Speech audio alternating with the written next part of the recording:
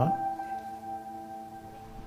Lindsay Buckland is remembering the day he nearly died.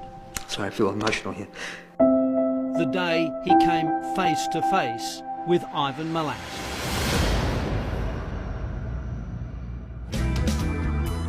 It was 1976. Lindsay Buckland was a 19-year-old self-confessed hippie. No, I'm dead certain it was Milat.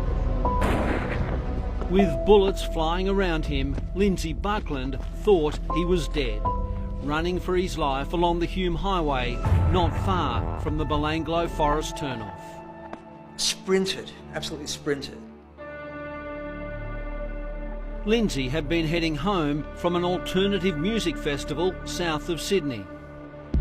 And I was standing with my thumb out, and eventually this ute pulls up, and the guy hops out. He says, you know, quite friendly and quite lovely. Where are you going? I said, I'm going to Canberra. Grateful for the lift, Lindsay loaded his backpack into the rear tray. As he climbed into the passenger seat, he noticed a bottle of water and some coiled up rope. Heading south, there was little conversation. But what he did say to me, he said, oh, have a drink of water, mate. Have a drink of water. Lindsay declined the offer, but the driver was strangely insistent. It was a very firm kind of drink the water, like almost like a demand. From that moment on, things went downhill. He went into a sort of a trance, as if I wasn't there. He just focused on the road and he accelerated more. Lindsay became more and more concerned and asked to be let out.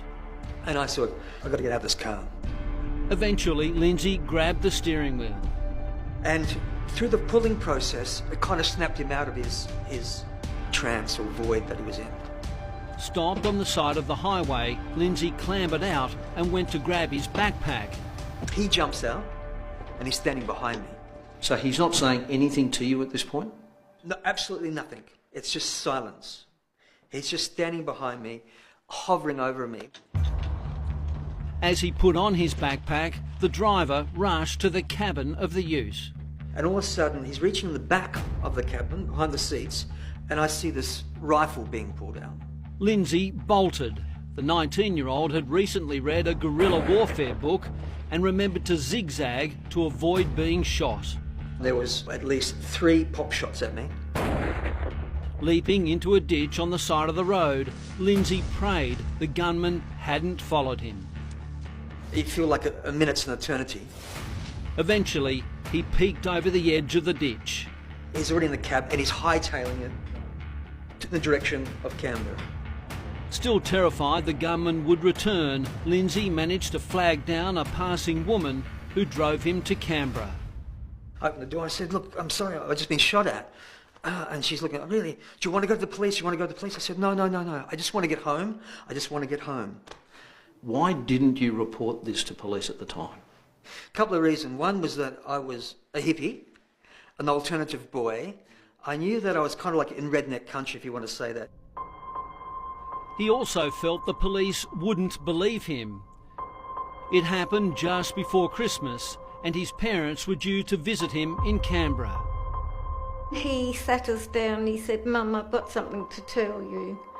And I said, what's that? And he said, I hitchhiked a ride and he said this fella had a rifle. I don't know who he is, but he said it was very scary. Lindsay Buckland lived overseas for much of the 90s. While he was aware of the backpacker killings, he didn't put 2 and 2 together until he saw a documentary and the memory came flooding back.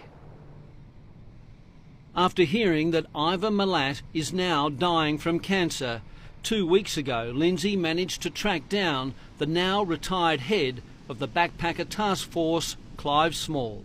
I want Clive Small to know about this because I got the sense that he knew there was more murders and he probably doesn't know that there is another person that managed to get away from the clutches of Milat.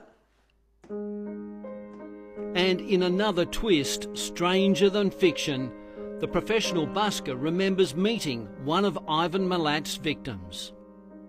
Melbourne teenager Deborah Everest would often listen to Lindsay playing in the city's Bourke Street Mall. She used to come and just stay, for at least 20 minutes, listen to the music. At the end of 1989, Deborah told him she was going travelling. And I said, okay, Debbie, that's great. That's good. See you when you get back. Yeah, have a good time. All the usual things. And I never saw her again. Her body was found in the Belanglo State Forest in 1991.